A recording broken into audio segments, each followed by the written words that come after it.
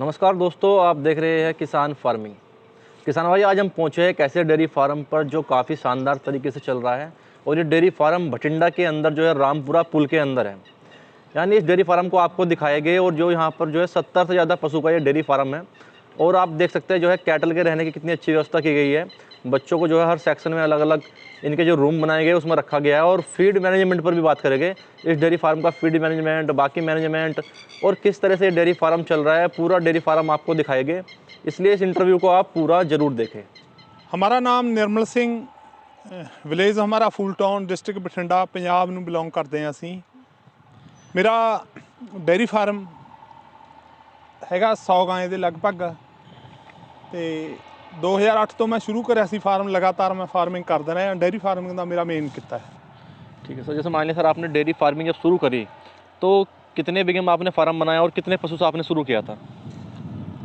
2007 में पहले हमने स्टार्ट किया था, मतलब कि स्मॉल स्केल पर। उसमें हमने 10 काऊ रखी थी। उसका मिल्किंग भी अपने हाथ से निकालते थे। एक ट्रायल, एक डेमो लगाया था कि जे सक्सेसफुल हो सकता है कि नहीं। 2008 में 10 गाय से शुरू किया था, फिर हौली हौली अपने आप बढ़ता बढ़ता 100 गाय तक चला गया।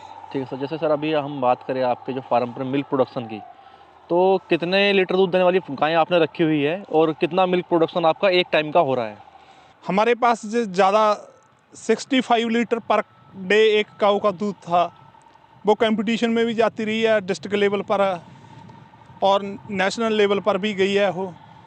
लेकिन एवरेज हमारी अब आ रही है 32-33 दे लगभग आ रही है। अब 30 का वो हमारी मिल्किंग पर है, जो मतलब कि 1000 दे लगभग हमारा per day litre per day milk. जैसे कि आपने बताया कि दिन का जो है 1000 लीटर मिल्क आपके पास हो रहा है।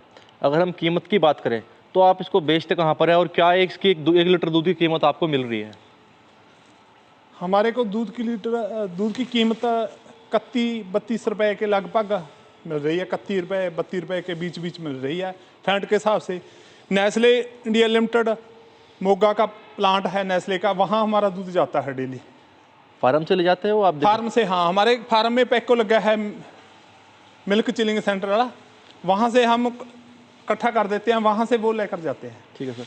तो जैसे कि हम देख पा रहे हैं, जैसे आपने जो है इधर भी सेक्शन बनाया हुआ है गायों को रखने का, हाँ जी, और उधर भी जगह छोड़ी हुई है। हाँ जी। तो ये किस तरह से आपने डिजाइन करा फार्म को, कि क्या सोच के आपने इस तरह से डेयरी फार्म ये बनाया?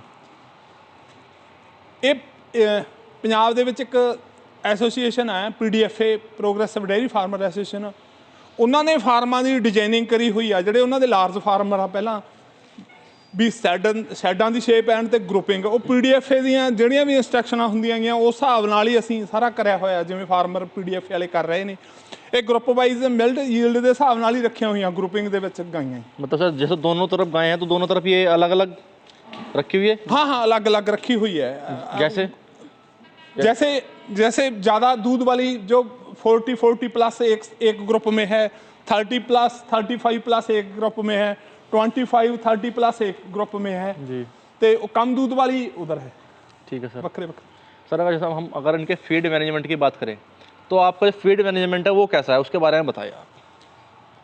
फीड हम जो इसको फीड डालते हैं, कुछ तो होममेड बनाते हैं अपनी, वो डालते हैं। कुछ नेस्ले जो अफ्लाटॉक्सिन कंट्रोल करने के लिए फीड को चेक करके बनवाती है, वहाँ से तैयार करवा नेस्ले के थ्रू लेते हैं फीड इसकी ज़्यादा। मतलब आप बना बनाया ले रहे हैं बाहर से? बनाया बनाया भी ले रहे हैं, कुछ अपने आप भी मतलब कि बनवा रहे हैं, होममेड भी बनवा रहे हैं। सर कुछ थोड़ा बेसिक फार्मूला जैसे आप कोई किसान के काम आ सके, कोई अच्छा, जैसे मान लिया मिल्क पे अपने पशु को अच्छा ले जाना हो, तो कोई एक फार्मूला जो भाई ये इस तरह से आप फीड थोड़ा लेते हैं, ये खिलाते हैं उसको फीड में? फार्मूले तो इस तरह है, वैसे तो ज़्यादा नहीं रहते। जो ज़्यादा दूध देने वाली है उसका बखरा फार्मूला है, जो कम दूध देने वाली है उसका बखरा फार्मूला है, जो ड्राई है उसका बखरा फार्मूला है, जो कफ है जो छोटे उसका बखरा है, हीफर का बखरा है। 4-5 फार्मूलेशन होती है, बखरी होती है। जी जी जी। फिलहाल जैसे सर हम देख पा रहे हैं आपने जो है उधर भी जो है वो स्टॉक किया हुआ है, पुराल भी है ना सर? तो इसको क्या आप पशुओं को खिला रहे हो उस पुराल को? नहीं, पुराल को हम पशु को नहीं खिला रहे। पुराल को तो जो हमारे क्यूबिकल लाए हुए हैं गाय के बैठने के लिए, जब सर्दी और ज़्यादा हो जाती है तो उसके क्यूबिकल में रख देते हैं बैठने के लिए, और बच्चों को जो केज में बच्चे रखे हुए हैं उनको बैठने के लिए थोड़ा सा पराली संभव है। इसको तो ज़्यादा तो हम साइलेज ही डालते हैं। ठीक है सर। जैसे सर ये साइलेज ये खिला रहे हैं आप हाँ जी, इसको? हाँ जी, हाँ जी। इसमें सर क्या क्या मिलाया हुआ आपने? इसमें कुछ नहीं मिलाया है। इसको मतलब कि कटिंग स्टेज होती है जो इसकी, जब इसमें दाना पड़ जाता है तब इसकी कटिंग करते हैं, और इसमें ग्रेन काफ़ी है इसमें। ठीक है सर, मतलब साइलेज में आप जो है बाकी चीज़ मिला रहे हो और एक्स्ट्रा भूसा वगैरह? हाँ, वो बाद में मिलाते हैं हम। इसमें फीड मिक्सिंग करते हैं, और जो मिनरल मिक्सचर वगैरह, पाउडर वगैरह, पीडीएस के यूज़ करते हैं वो हम इसमें डालते हैं। इसके अलावा सर इधर बताइएगा, इधर आपका क्या काम होता है? जहाँ हमारा पैको लगा हुआ है मिल्क ठंडा करने के लिए, जब हम मिल्किंग करते हैं वहाँ मिल्किंग करने के बाद जब चवाई हो जाती है, नाल दी नाल जिस गाय की चवाई होती है उसका मिल्क निकाल कर इस ड्रम में डाल देते हैं। जहाँ मेन 4 डिग्री टेम्परेचर पर दूध रखते हैं, उसमें स्मेटिक सेल वगैरह की कोई गिनती, बैक्टीरिया वगैरह की ज़्यादा ना हो, इसलिए इसको नाल दी नाल चिल्ड कर देते हैं। ये उसके लिए रखा हुआ है। फिर यहाँ से सर अपना कंपनी को दे देते हैं? हाँ, यहाँ से कंपनी का टैंकर आता है, वो फैंट और SNF लगा के इसकी वो ले जाता है। सर जैसे कि मान लिया दूध कई तरीके से बेचा जाता है, जैसे मान लिया कुछ डायरेक्ट कस्टमर टू कस्टमर ही बेच देते हैं आप, जैसे सीधा कस्टमर से, तो आपने सीधा कस्टमर से जुड़ने की कोशिश नहीं की? नहीं, कस्टमर से हमने जुड़ने की कोशिश नहीं की। कस्टमर के एक तो उधार पड़ जाता है दूध, एक थोड़ा थोड़ा इकट्ठा करना। नेस्ले का सानू यही बेनिफिट है, हमारी पेमेंट भी हर 15वें दिन अकाउंट में इकट्ठी आ जाती है, और वो इकट्ठा पैसा काम आ जाता है। तो इसीलिए हम पहले दिन से ही नेस्ले के साथ जुड़े हुए हैं। इसके अलावा सर जैसे कि आपने बताया कि जो ये छोटे बड़े सब लगा के 100 पशु के आसपास आपके पास है, तो इनको कितनी लेबर मैनेज कर रही है? इसको 3 बंदे लेबर के हमारे पास है, 3 आदमी, वो मैनेज कर लेते हैं। जितना इसको हम टेक्निकल यूज़ करी जाएंगे ज़्यादा, उतने लेबर का, पहले 4 बंदे काम करते थे, अब इसका गोबर का काम है वो कम हो गया, सफाई ज़्यादा होने लगी, क्यूबिकल लगे, इसलिए लेबर का काम कम होता जाता है। चुवाई है जो मिल्किंग हाथों से नहीं होती, मशीनों, उसमें भी लेबर का काम कम हो जाता है, इसलिए 3 बंदे सफिशिएंट है। इसके अलावा सर ना अपने फार्म की जो दिनचर्या पशुओं की, खाने की लेके, पानी को लेके, वो बताइएगा आप। पानी के लिए तो हम इसके जो खुली हैं, बांधी हुई नहीं है, 24 घंटे ही उपलब्ध रहता है। स्टील के टैंक लगाए हुए हैं भी, उसमें उल्ली ना लगे और फंगस ना लगे, इसलिए जब भी इसका दिल करता है गाय का, वो जाकर अपना पानी पी लेती है। खाना है जो इसका फीड है वो हम 2 टाइम करते हैं, मॉर्निंग एंड इवनिंग। उसको बाकी 24 घंटे इसकी खुरली में पड़ा रहता है, जब इसका दिल करता है वो खा सकता है। मॉर्निंग और सर इवनिंग का टाइम क्या है, मतलब किस टाइम डालना शुरू करते हैं? बस ये अब 10 अब स्टार्ट कर दिया इन्होंने, 10 साढ़े 10 बजे, तो ये 11 बजे खाने लगे, शाम को फिर 4:30-5 बजे एक बार फिर डाल देंगे। डाल देते हैं। इसके अलावा सर जो है आपने डेयरी फार्म पे जो है काफ का बड़े अच्छे से मैनेजमेंट कर रखा है, लेकिन मैं ये जानना चाहता हूँ कि किस तरह से आप जो है अच्छा पशु आने वाला जो बच्चा है वो किस तरह से तैयार करते हैं नस्ल, उसके बारे में थोड़ा अच्छे से बताइए, जो किसान भी अपने डेयरी फार्म पर अच्छे से कर पाए। जे कफ है, हम पहले गाय का रिकॉर्ड देखते हैं, इसकी माता का रिकॉर्ड क्या है मिल्क का। वो रिकॉर्ड देखने के बाद फिर उसके अच्छा पीडीएफ से हम सीमन लेते हैं, वो सीमन इंपोर्ट कराते हैं फॉरेन से, वो सेलेक्ट करके वोल का सीमन लेकर आते हैं, वो हम इसको लगाते हैं।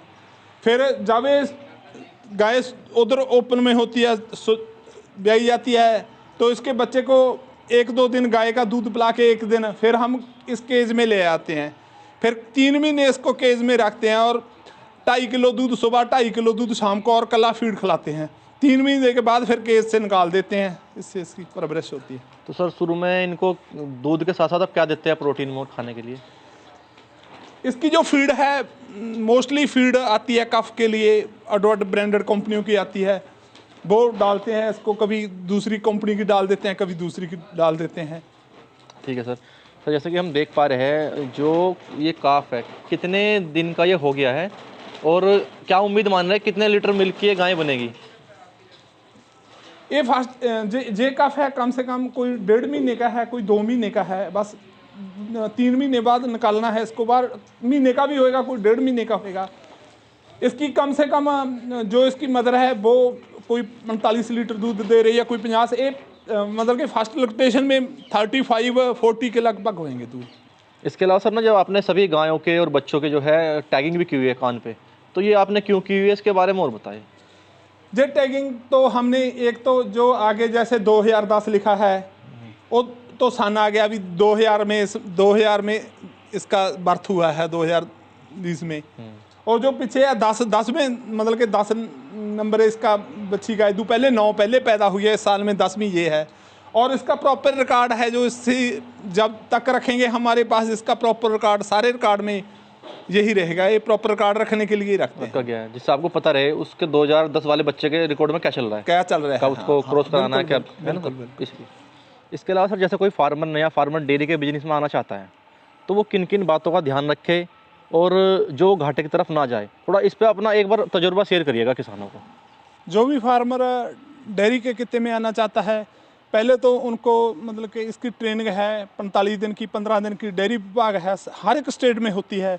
वो ट्रेनिंग ज़रूरी है लेनी, वो इसका बेस का और मुडला ढांचा है। उसके बाद फिर इसको जब शुरू करना है उन्हें कम से कम 10 गायें रखे। 10 गायें से जब काम शुरू करते हैं हम तो हमारा इंटरेस्ट बनता है। 1-2 गायें रखते हैं तो उतना इंटरेस्ट नहीं बनता इस काम पर। जब 10 गायें रखेंगे तो बहुत ज़्यादा इंटरेस्ट बनेगा। फिर कम से कम इसको 3 साल तो लगातार चलाएं। 3 साल के बाद वो जो काम करता है उसको अपनी ब्रीड आना शुरू हो जाती है, उसकी ज़्यादा मिल्किंग कैपेसिटी ज़्यादा होती है। मिल्किंग कैपेसिटी और ब्रीड के बारे में जानकारी मिल जाती है। कम से कम जिसने भी शुरू करना है हो में हो, ज़्यादा प्रॉफिट में नहीं जा रहा है, कम में जा रहा है, लेकिन 3 साल तो रखेगा। जो इसको 3 साल रखेगा वो कंटिन्यू चालू रखेगा और सक्सेसफुल रहेगा। जो इसको 3 साल से पहले बंद कर देगा वो इसको बोलेगा कि ये घाटे वाला काम है, लेकिन घाटे वाला काम नहीं। जिसने 3 साल से लगातार ज़्यादा टाइम किया है वो कंटिन्यू इसको कर रहे हैं। यानी बिजनेस बढ़िया बिजनेस है, बढ़िया गुड बिजनेस। इसके अलावा सर जैसे मान लिया डेयरी फार्म अब शुरू भी कर लिया या कोई करना चाह रहा है तो उसमें 10 गायें से अगर आपने बताया तो उसमें बजट कितना रखना पड़ेगा, पहले पैसा कितना चाहिए अपने पास? 10 गायें के लिए बजट मेरे हिसाब से मतलब कि जेकर हो गायें भी खरीदेगा तो कम से कम लाख 1.25 लाख रुपए की गायें भी लेगा तो 10-12 लाख रुपया तो गाय पर लग जाएगा।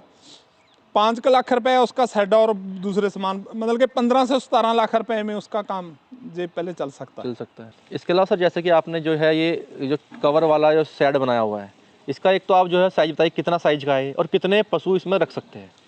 इसका साइज है मतलब कि 110 बाय 100 फुट है। 110 बाय 100 फुट में कम से कम 100 गायें रह सकती हैं। 100 गाय इसमें आराम से रख सकते हैं। इसके अलावा सर जैसे कुछ बच्चे आपने उधर रखे हुए थे और आपने 3-4 बच्चे इधर भी अलग रखे हुए, तो ये दोनों अलग अलग क्यों करे हुए आपने? जो ज़्यादा जल्दी ब्याई जाती हैं गायें, मतलब कि एक या 2 दिन के लिए या 3 दिन के लिए या ज़्यादा से ज़्यादा 4 दिन के लिए हम जहाँ रखते हैं गाय के नज़दीक, उसको दिखाई देता रहे बच्चा, फिर उसके बाद उसको शिफ्ट कर देते हैं उधर। मतलब छोटा बच्चा फिर बाद में उधर शिफ्ट कर बाद में उधर शिफ्ट कर देते हैं। किशन भाई आपको ये डेयरी फार्म कैसा लगा और सर ने जो जानकारी दी आपकी उस पर क्या राय है, कमेंट करके बताएं। वीडियो को शेयर करें, चैनल को सब्सक्राइब करना बिल्कुल मत भूलें।